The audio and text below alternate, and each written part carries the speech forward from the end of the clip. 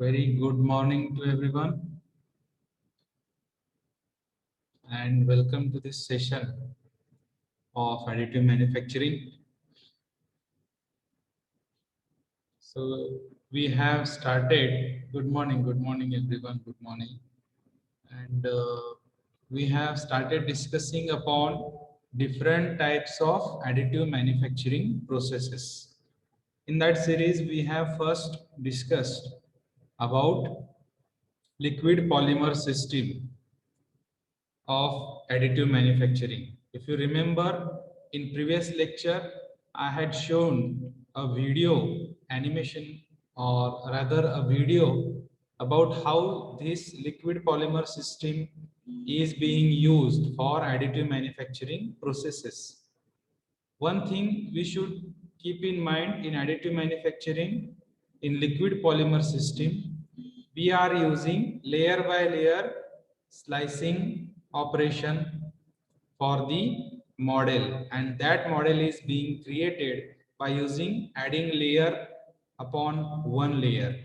Okay, so if you remember what I have discussed with you in previous session, you could easily figure out how these additive manufacturing processes are going to work and provide us the prototype or the final product, whatever we are getting from that. Okay, so in today's session we will continue that different types of these systems, and today we have to discuss the second type of additive manufacturing process, which is called as, I guess, discrete particle system.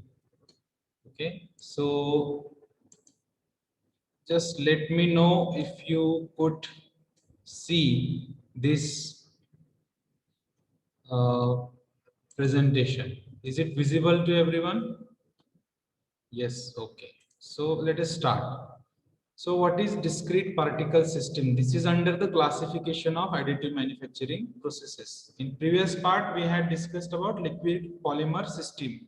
In that case, a tub or tap was there, and in that we are using a resin type of material, pouring it in that, and by using different ultraviolet light or laser light, we are making that as a solidified material, and exactly whether where we require, there only it becomes solidified and we get the final product. Similarly, in discrete particle system, instead of that resin or liquid material, what we are using powder material.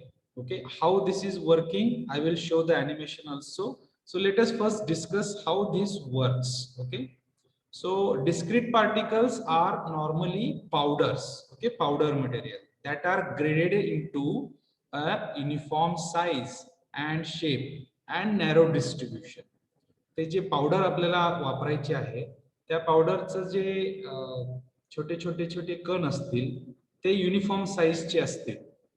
Okay, आणि uniform शेपचे असतील. Okay, असं नाही की arbitrary काहीतरी random shape आहे किंवा एका त्या पार्टिकलचा शेप वेगळा आहे, दुसऱ्या पार्टिकलचा शेप वेगळा आहे, असं आपल्याला घ्यायचं नाहीये. तर आपल्याला पावडर कशी घ्यायची आहे, ते युनिफॉर्म साईज आणि युनिफॉर्म शेपचे असतील, जेणेकरून आपण त्याचं नॅरो डिस्ट्रीब्युशन करू शकतो. नॅरो डिस्ट्रीब्युशन म्हणजे अगदी कमीत कमी जागेमध्ये त्याला आपल्याला व्यवस्थित बसवता यायला पाहिजे. Okay, the finer the particles the better. जेवढे पार्टिकल तुमचे लहान असतील तेवढं चांगलं आहे, but there will be problems if the dimensions get too small in terms of controlling the distribution and dispersion.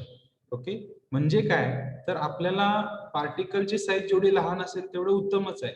पण कधी कधी काय होतं की आपल्याला खूप कॉम्प्लिकेटेड पार्ट जर बनवायचं असेल आणि त्याच्यामध्ये त्याची थिकनेस कमी असेल किंवा त्याचं कॉम्प्लेक्स शेप असेल, अगदी बारीक लाईन असेल, अशा अशा टाईपचं जर असेल, तर त्या ठिकाणी आपल्याला ते पावडर मटेरियलचं जे आहे डिस्ट्रीब्युशन आणि डिस्पर्शन जे आहे त्या ठिकाणी पोहोचवायचं, किंवा त्या ठिकाणी लेझर बीन पोहोचून तुमच्या पार्टिकलला फ्यूज करेल, ते जे कंट्रोलिंग जे आहे ते थोडंसं डिफिकल्ट होतं. Okay, The conventional 1D channel approach uses a laser to produce thermal energy. म्हणजे this is a one dimensional channel. आता हा जो पार्ट आहे हा थोडासा निग्लेक्ट करा. 1 dimensional channel, 2 dimensional channel, this is not required to you, but you have to consider only it uses a laser. Okay, what laser is doing? It produces the thermal energy. आणि ते कशा प्रकारे? In a controlled manner. तर ते thermal energy तिथे generate करते, produce करते controlled manner मध्ये. आणि काय करते? To raise the temperature sufficiently to melt the powder. म्हणजे ती जी पावडर त्या बिन मध्ये असणार आहे त्या ठिकाणी ते थर्मल एनर्जी प्रोड्यूस करते आणि टेम्परेचर अशा प्रकारे वाढवते की ती पावडर मेल्ट व्हायला पाहिजे. कुठली? ज्या ठिकाणी त्याचं बंबार्डिंग होते त्या लेझरचं. ते लेझर ज्या ठिकाणी बसतंय किंवा पडतंय असं, ओके, बंबार्डिंग होतंय त्या ठिकाणच फक्त मेल्टिंग होतं आणि ते पावडर मेल्ट होते. आणि ते पावडर जेव्हा मेल्ट होते तेव्हा त्याच्यावरती दुसऱ्या लेयरचा जेव्हा आपण यूज करतो तेव्हा ते दोन पावडरच्या लेयर एकमेकाला फ्यूज होतात. मेल्ट झाल्यामुळे ते फ्यूज होतात. Okay. Polymer powders must therefore exhibit thermoplastic behaviour. आता थर्मोप्लास्टिक बिहेवियर म्हणजे काय? जेव्हा तुम्ही एखाद्या मटेरियलला गरम करता तेव्हा तो मोल्डेबल होतो. म्हणजे त्याला आपण गरम केल्यानंतर थोडासा त्याचा हार्डनेस आहे तो लूज करतो आणि त्याला मोल्ड आपण करू शकतो कुठल्याही शेप आणि साईज मध्ये. ठीक आहे. पण जेव्हा तो थंड होतो तेव्हा तो घट्ट होतो आणि सॉलिडिफाईड होतो त्या मोल्डेड शेप मध्ये. ज्या शेप मध्ये आपण त्याला ठेवलेला आहे त्या शेप मध्ये तो मोल्ड होतो. This is called as thermoplastic behaviour. So it is a requirement for the powder that it must have thermoplastic ability so that they can be melted and remelted to permit bonding of one layer to another. दोन layer एकमेकांशी चिटकवण्यासाठी आपल्याला fuse करण्यासाठी हे thermoplastic behaviour असणं पावडर मध्ये, powder material मध्ये हे गरजेचं आहे. ठीक आहे. I hope you are understanding the concept. The two main polymer based systems commercially available are. आता याच्यामध्ये दोन सिस्टीम आहेत. एक आहे selective laser sintering which is also called as SLS आणि दुसरं आहे the EOSINT process developed by the German company EOS. तर ह्या दोघांची प्रोसेस ऑलमोस्ट सेम आहे. त्यामुळे आपण एकच कन्सेप्ट यातली बघतोय की हे डिस्क्रीट पार्टिकल सिस्टीम. डिस्क्रीट म्हणजे काय? तर ते डिस्क्रीट म्हणजे आपण त्याला म्हणतो की मराठीत सांगायचं झालं तर ते फैलवलेले असतात. म्हणजे असे एकमेकांच्या पासून थोडेसे दूर असतात. ओके. तर ते डिस्क्रीट पार्टिकल जे असतात त्याला आपण एकत्र करून फ्यूज करतो. तर ते त्याला आपण discrete particle system of additive manufacturing असं म्हणू शकतो. ओके. आता ह्यामध्ये जी मेथड आपण बघणार आहे त्याचं नाव आहे सिलेक्टिव्ह लेझर सिंटरिंग. सिलेक्टिव्ह म्हणजे काही सिलेक्टेड पार्टिकल्सला आपण टार्गेट करतोय, त्याच्यावरती लेझरचं बंबार्डिंग करतोय आणि त्यांना सिंटर करतोय म्हणजे एकत्र करतोय. ठीक आहे. That is called as SLS printing technology और selective laser sintering technology. Okay. तर याच्या बऱ्याच मेथड्स आहेत. त्यापैकी आपल्याला एक मेथड बघायची आहे ती आपण बघूयात. हे लिक्विड पॉलिमर सिस्टीम आपण बघितलंय. देन अजून 2-3 आहेत त्या आपल्याला नंतर बघायचे आहेत. आजच्या लेक्चर मध्ये आपल्याला डिस्क्रीट पार्टिकल सिस्टीम बघायची आहे. आता हे जे डिस्क्रीट पार्टिकल सिस्टीम आहे त्यामध्ये आपण SLS प्रिंटिंग बघणार आहे. त्याचं प्रिन्सिपल काय आहे? Parts are built by sintering when CO2 laser beam. आता कुठल्या टाइपची लेझर बीम इथे यूज केलेली आहे? CO2. तुम्ही लास्ट लेक्चर मध्ये आपण जर बघितलं तर आपण लेझर कुठली यूज केली होती? तर तिथं अल्ट्राव्हायोलेट लेझर होती. Okay. So this CO2 laser beam hits a thin layer of powder material. हे जे लेझर आहे हे एक थिन लेयर आहे जे बेस वरती आपण माउंट केलेलं आहे. त्याच्यावरती ते थिन लेयर आहे त्याच्यावरती ते बंबार्डिंग होते. The interaction of laser beam with the powder. Laser beam आणि पावडरचं जेव्हा इंटरॅक्शन होतं तेव्हा raises the temperature to the point of melting. ते टेम्परेचर रेज करतं जेणेकरून ती पावडर, ते मटेरियल जे आहे पावडरचं ते मेल्ट होईल. रिझल्टिंग इन पार्टिकल बॉन्डिंग, म्हणजे त्याच्या आजूबाजूचे जे काही पार्टिकल्स आहेत ते सगळे पार्टिकल्स कंट्रोल्ड मॅनर मध्ये त्याच्याशी चिटकतील. Fusing the particle to themselves and the previous layer to form a solid. म्हणजे पहिल्या लेअर वरती आपण जेव्हा त्याला बंबार्डिंग करतो तर तेवढाच पार्ट गरम होतो, मेल्ट होतो आणि ते एकमेकांना चिटकतात. प्लस त्यांचं अजून कूलिंग झालेलं नाहीये, त्याच्यावरती आपण दुसरी लेअर लगेच टाकतो, त्याचं पण बंबार्डिंग करतो, तर त्या दोन लेअर एकमेकांना चिटकतात. असं लेअर बाय लेअर आपला प्रोडक्ट मॅन्युफॅक्चर होतो. त्याचं अॅनिमेशन मी तुम्हाला दाखवणार आहे. The building of the part is done layer by layer. Each layer of the building process contains the cross section of one or many part. जसं आपण बाकीच्या दुसऱ्या किंवा लिक्विड पॉलिमरच्या केसमध्ये बघितलं की आपण एका वेळी एकच पार्ट बनवला त्याच्यामध्ये, पण आपण एका वेळी अनेक पार्ट बनवू शकतो.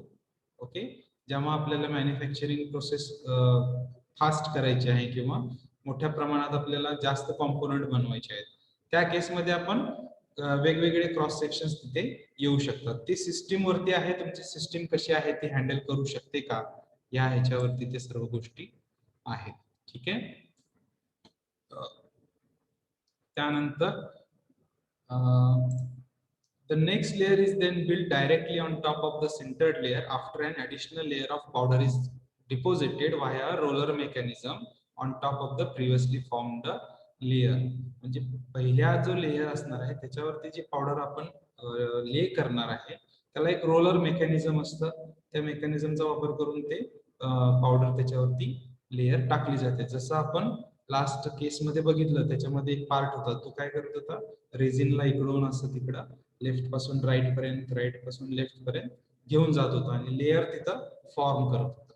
सिमिलरली या केस मध्ये सुद्धा आहे, फक्त इथं काय आहे आपण म्हणू शकतो की पावडर आपण यूज करतो. ओके, प्रोसेस कशी आहे, the SLS process creates 3 dimensional objects layer by layer. हे तर सिंपल आहे, समजण्यासारखं आहे, काही प्रॉब्लेम नाही. From CAD data generated in a CAD software. जसं आपण लिक्विड पॉलिमर मध्ये बघितलं तसंच त्याच्यामध्ये आपल्याला एक डिझाईन ड्रॉइंग बनवावं लागतं, त्याचं स्लायसिंग करावं लागतं. ते स्लायसिंग आपण केल्यानंतर ते मशीन मध्ये टाकतो, मशीन मध्ये काही ओरिएंटेशन वगैरे चेंज करायचं असेल तर ते चेंज करतो आणि आपण डायरेक्ट प्रिंटिंग देतो. ओके, मग तो जो काही कॅडचा डेटा जनरेट झालेला आहे तो आपण इथं यूज करतो. Using powdered materials with heat generated by CO2 laser, carbon dioxide laser ही जनरली यूज केली जाते. CAD data files in the STL file format are first transferred to the system where they are sliced. SLS process starts and operates as follows. आता ही आहे त्या SLS printing प्रोसेसची diagram, डायग्रामॅटिकल representation. आता ह्याच्यामध्ये तुम्ही बघू शकता कुठले कुठले पार्ट आहेत. Okay, let us start with the laser.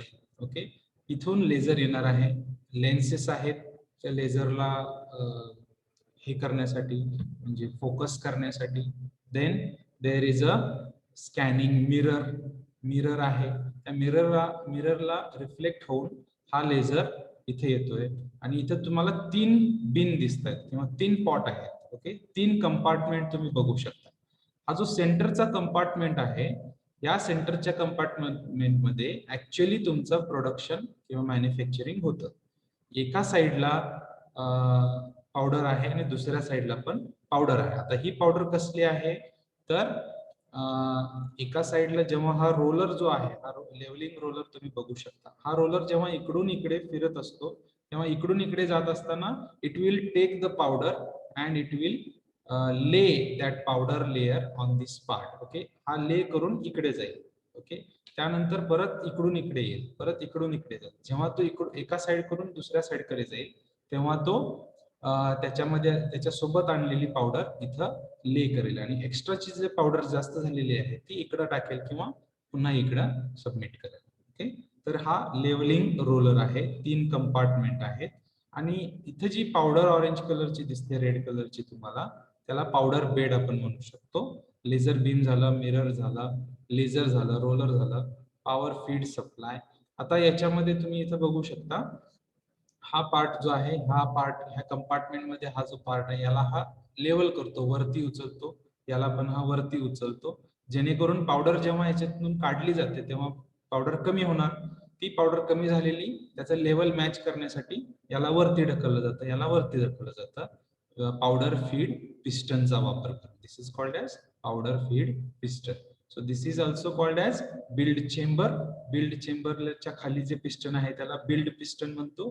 तो जनरली काय होतो, हळूहळू हळू खाली खाली खाली येतो आणि जेव्हा त्याचं कम्प्लीट मॅन्युफॅक्चरिंग होतं तेव्हा त्याला आपण पूर्ण वरती ढकलू शकतो. Okay, then powder feed piston, powder feed supply पुन्हा इथं आपल्याला दिसत आहे. ठीक आहे, हे असं एक बेसिक त्याचं स्ट्रक्चर आहे. आता वर्किंग ह्याचं आपण डिस्कस केलेलं आहे. पुन्हा मी एकदा तुम्हाला सांगतो. A thin layer of heat fusible powder is deposited onto the part building chamber. इथं पार्ट बिल्डिंग चेंबर मध्ये सुरुवातीला हा जो पार्ट आहे किंवा हा जो बेस आहे बिल्ड पिस्टनच्या वरचा, तो एकदम एकदम वरती असतो. ठीक आहे, एकदम वरती असतो, फक्त त्याच्यावरती एकच लेयर असते. ओके, एक लेयर या लेवलिंग रोलरचा वापर करून आपण पहिल्यांदा एक लेयर बनवतो. त्यानंतर लेझरचा वापर करून इथं सिंटरिंग केलं जातं. त्यानंतर दुसऱ्या स्टेप मध्ये काय होतं, ह्याचं पहिल्या स्टेप मध्ये जेव्हा ह्याचं सिंटरिंग कम्प्लीट झालं तर पुन्हा हा बिल्ड पिस्टन थोडासा खाली येतो. केवढा खाली येणार आहे तर एका लेयर एवढा. तेव्हा तो खाली येतो तेव्हा इथं लेवल कमी झाली तर हा पिस्टन हा रोलर काय करतो, पुन्हा मटेरियल आणून इथं दुसरी लेयर तयार करतो. दुसरी लेयर तयार केल्यानंतर पुन्हा लेझर बीमनी सिंटरिंग केलं जातं. सिंटरिंग केल्यानंतर पुन्हा आपण बघू शकतो की त्या तिसऱ्या स्टेप मध्ये पिस्टन थोडासा अजून खाली जातो. असं प्रत्येक स्टेज मध्ये खाली खाली खाली खाली जात जातो आणि जसं तुमचं ड्रॉइंग असेल त्या ड्रॉइंग प्रमाणे हे लेझर ऍक्ट करतं आणि तुमचं मॅन्युफॅक्चरिंग तुम्हाला करून देतं. Okay, this is just discussed in this process part. Okay, तेच पुन्हा पुन्हा सांगण्यात काय अर्थ नाहीये. तर हे तुम्हाला कन्सेप्ट समजली असेल असं मला वाटतंय. ओके, तर आपण याचं एक ॲनिमेशन बघूयात म्हणजे तुम्हाला अजून थोडस व्यवस्थित लक्षात येईल. ओके, हा व्हिडिओ दिसतोय का सगळ्यांना? Is it visible video?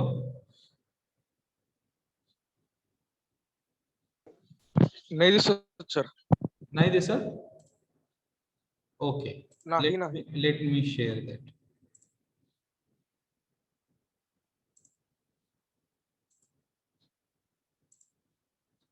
आता दिसतोय का? Yes yes. दिसतोय का? Yes sir. Okay okay okay, तर पुन्हा याच्याकडे थोडस लक्ष द्या. इथं पुन्हा ते 3 चेंबर दिलेले आहेत, तुम्ही बघू शकता कशा प्रकारे याचं वर्क होतं. सिंपल ॲनिमेशन आहे, थोडस लक्ष देऊन बघा. Powder supply container, this is laser unit, mirror, इथं लेझर सिंटरिंग होतंय, इथं गॅल्वा मोटर सिस्टम आहे त्याला एक वेगळ्या प्रकारची, हे पार्ट आहेत. इथं ऍक्च्युली तुमचं सिंटरिंग होते बघा. ओके, आता हा फर्स्ट एक लेयर झाल्यानंतर बिल्ड चेंबर म्हणतो याला आपण, रोलर येतं आणि पावडर टाकून पुढे जातं. एक्स्ट्राची पावडर आहे ती इकडे टाकली जाते. ओके ओके, कलेक्शन कंटेनर म्हणू शकतो आपण त्याला. आता पुन्हा इथं पावडर तयार झालेली आहे, त्याचं पुन्हा लेझरने हे करून आपण हे करू शकतो, सिंटरिंग करू शकतो. अजून एक व्हिडिओ आहे, लेट मी शो दॅट, तो थोडासा व्यवस्थित दिसतोय.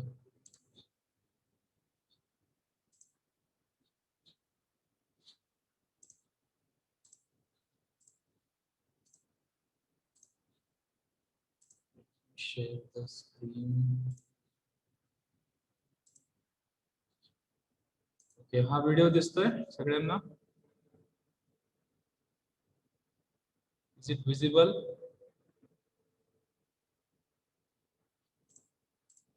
Yes sir. ओके ओके, बघा आता इथं कसं त्याचं, हा एक गिअर सारखा पार्ट आहे तर तो बनवतायत. असे कुठलेही कॉम्प्लेक्स पार्ट आपण याच्यामधून बनवू शकतो, कसल्याही टाईपचे. ओके, हे लेझर ह्याच्यावरती हा लेयर आहे एक, ओके, बेसवरती. इथं बघू शकता तुम्ही लेझर केलेलं आहे. असे वेगवेगळे पार्ट्स आपण याच्यामधून बनवू शकतो. जसं आपण बाकीच्या मेथड्समध्ये 3D मॉडेल बनवतो तसं 3D मॉडेल बनवून त्याचं स्लायसिंग करून घेतलं जातं आणि हे स्लायसिंग अशा प्रकारे दिसतं, स्लायसिंग द लेयर्स, आणि ते आपण मशीनला प्रोव्हाइड करतो. मशीन त्याच्याप्रमाणे अशी सिस्टीम असते मशीनची. ओके, इथं पावडर सगळं मटेरियल तुम्ही बघू शकता, हे अशा प्रकारे दिलेले आहे.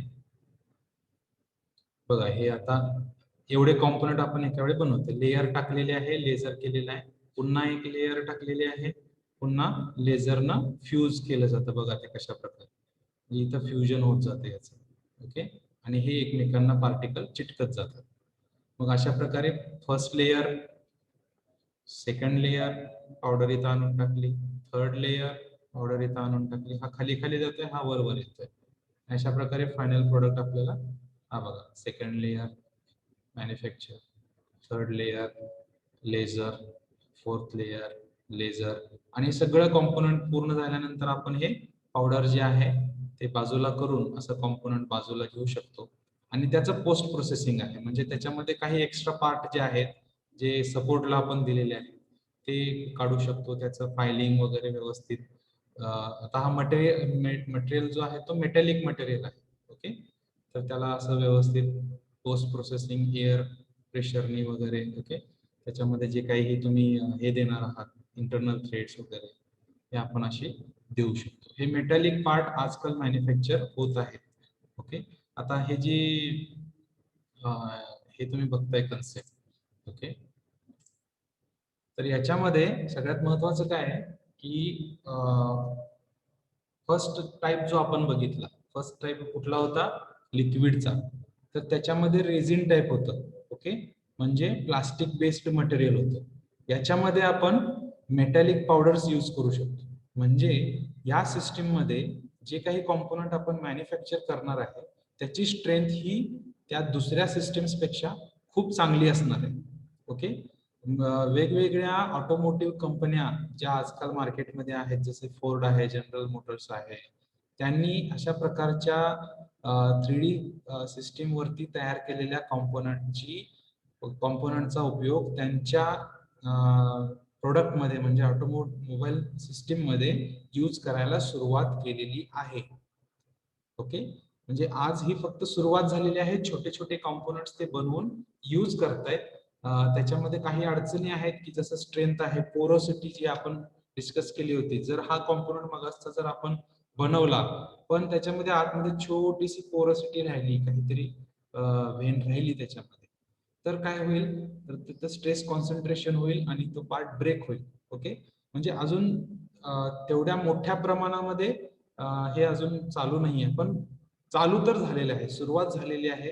जेव्हा तुम्ही इंजिनियर म्हणून बाहेर पडाल, एक 2-4 वर्ष तुम्ही काम कराल इंडस्ट्रीमध्ये, त्यावेळेस तुम्हाला लक्षात येईल की हा 3D प्रिंटिंग हा जो प्रकार आहे पावडर मेटलर्जीचा, हा खूप मोठ्या प्रमाणावरती मॅन्युफॅक्चरिंग साठी यूज केला जाणार आहे. ओके, तर हे सिस्टीम आजची जी आपण शिकलो ती तुमच्या लक्षात आली असेल असं मी अपेक्षा करतो. आणि जर कुणाला काही क्वेश्चन्स असतील तर you can just send me the message in the chat box or you can just ask me.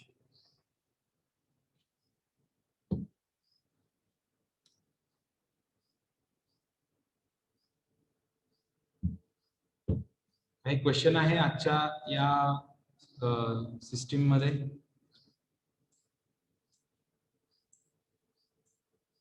Anything you want to know, anything you want to share?